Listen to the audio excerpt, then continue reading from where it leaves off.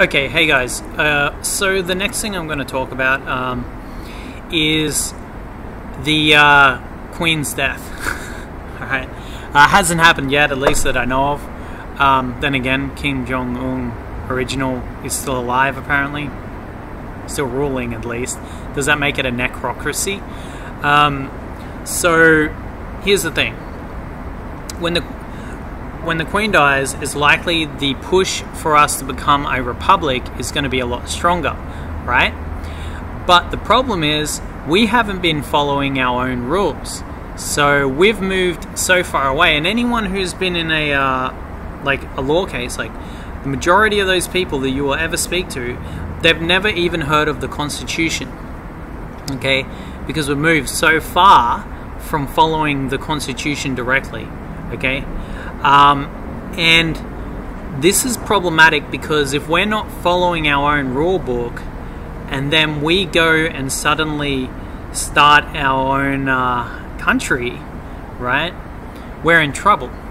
Because if we didn't follow the original one, and this is one based off experience of ruling entire empires, right? I mean, it's no accident that the Canadian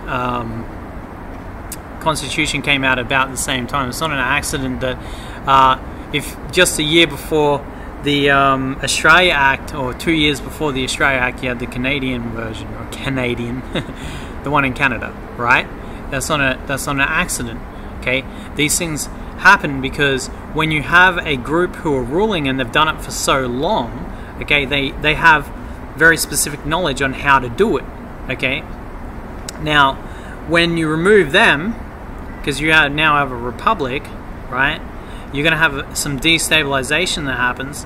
But the challenge that you're going to have is that you're going to have a group of people who didn't follow the original laws who are running the place, and now they're making up the laws, okay, and they have no experience, none, okay. And you know, when we look at the laws that we've made, a lot of them, okay, and they just cause issues, just straight up. Like you look at the bikie laws, right? The VLAD laws. Okay, we just make them up and it causes issues. It probably raises a lot of funds, but the problem is, it's like you've got this this problem where if these people make the actual new constitution, okay, whatever that may be, then you've got a lot of issues coming, right? So essentially, this is something to look out for, and this is something that really worries a lot of constitutional lawyers, because although they are part of the side that essentially administer the law, they can see that they don't even want themselves, so to speak, to be the ones writing. I mean, personally, they'd want to do it, but they can see that if you've got these people who they can't even follow the law, and they're now writing the new set of standards for the population to live by, and those people have their quality of life is affected, right? So that's a coming a challenge that's actually going to happen soon, right? And probably in my lifetime. But the point is that in terms of FOF, like how the FOF view this is like, okay, we'll follow whatever values have been set down by these people, but the main point is that the monarchy's constitution is being ignored to a greater and greater extent, and that's greatly because of different acts like the Royal Titles and Seals Acts, and things that remove the effect of the Constitution. I mean, we actually ignore referendums now. Referendums. I mean, how crazy is that? We had a referendum, 1988, which said there are no councils. There are none. No local councils, okay? And, you know, there were synonym things that were synonymous with that, like local authority, right? But once a referendum moves something out, it's gone, but we bring it back again, right? We ignored a referendum. That's where we're at. We're at a point where referendums don't count, okay? People think we're following the law. It's like, well, we follow a very specific set of logic, and there is a pattern to it, and people can learn it, but it's not the original.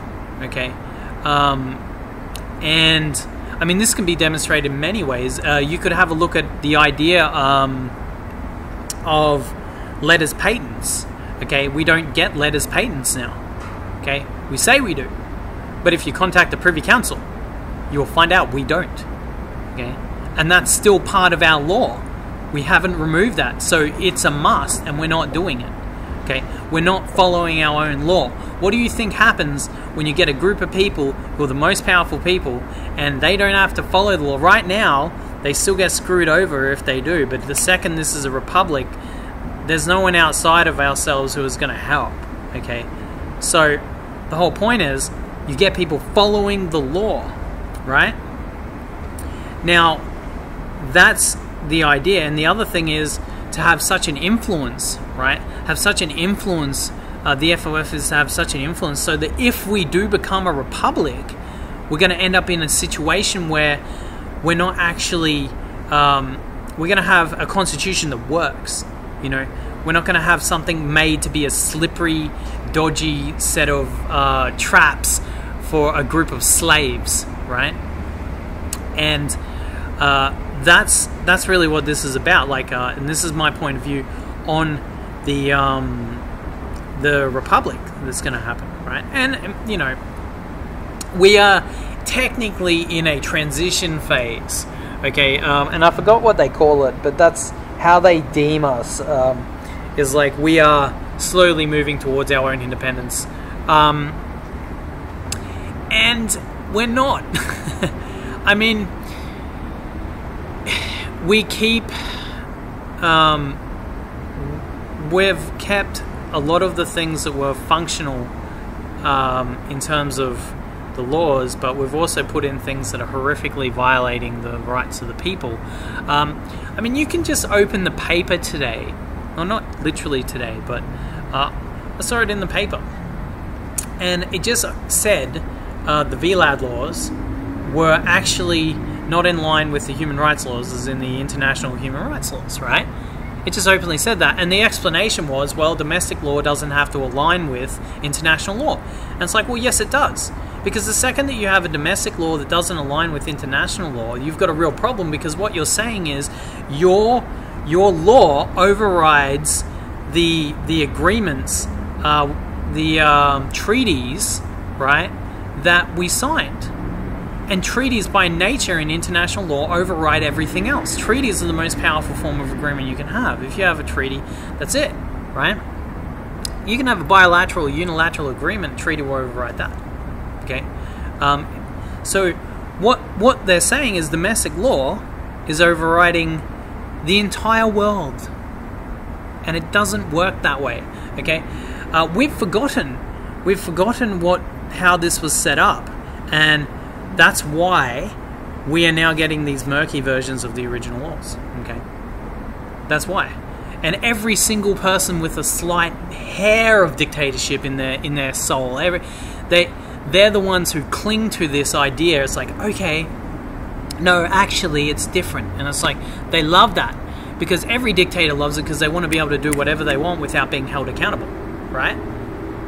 And to a certain extent, it's like, I believe nations are independent, but we've got to actually put that in writing. We've got to put it in the sand. We've got to say, okay, you know what?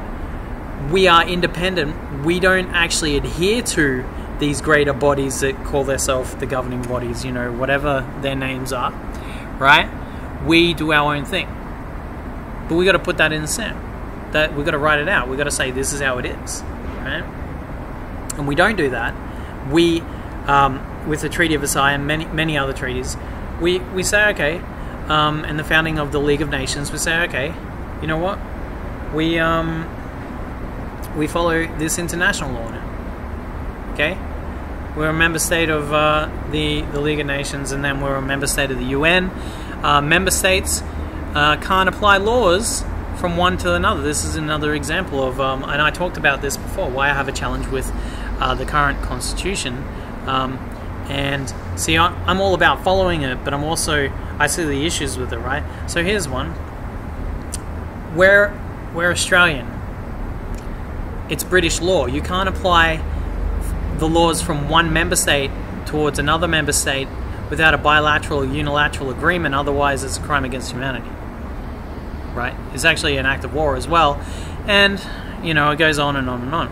But the point being, okay, why is it that we don't see the laws are being broken? And it's because we're not familiar with the landscape right now, okay? And that's what this is about. Get familiar with the landscape, okay? All right, cheers, guys.